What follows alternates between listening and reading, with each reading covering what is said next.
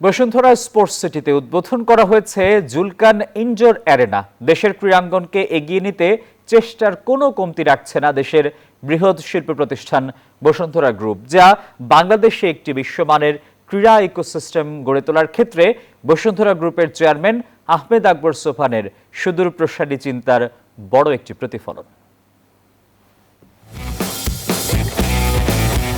Bashundhara sports সিটিতে শনিবারের সন্ধ্যাটা ছিল একটু অন্যরকম। দেশের ক্রীড়াঙ্গনকে সামনে এগিয়ে নিতেই যত চেষ্টা তাদের। এবার জুলকান ইনডোর উদ্বোধনের মাধ্যমে বক্সিং, কিক বক্সিং ও মুয়ে থাংয়ের মতো এলিট ইভেন্ট নিয়ে তাদের যাত্রা।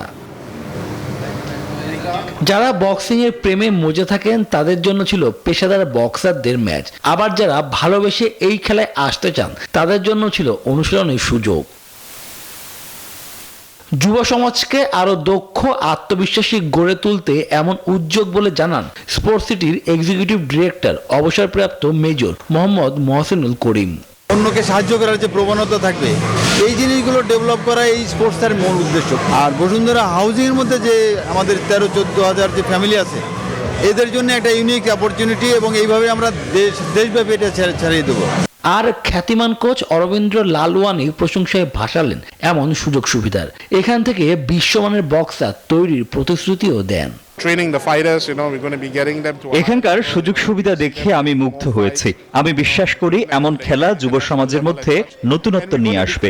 আমরা চাই এই খেলার মাধ্যমে সকলের মধ্যে ভ্রাতৃত্ববোধ তৈরি করতে। এখান থেকে ভবিষ্যৎ তারকা বের করাই আমার অন্যতম চাওয়া। ক্রিকেট, ফুটবল, প্যাডেলের মতো এবার ইনডোর ইভেন্টগুলোতেও নজর বসুন্ধরার। খেলাধুলার অন্তঃপ্রাণ এই প্রতিষ্ঠান সকলের ভালোবাসাও আদায় করে নিচ্ছে। শুভদেবনাথ, নিউজ 24, ঢাকা।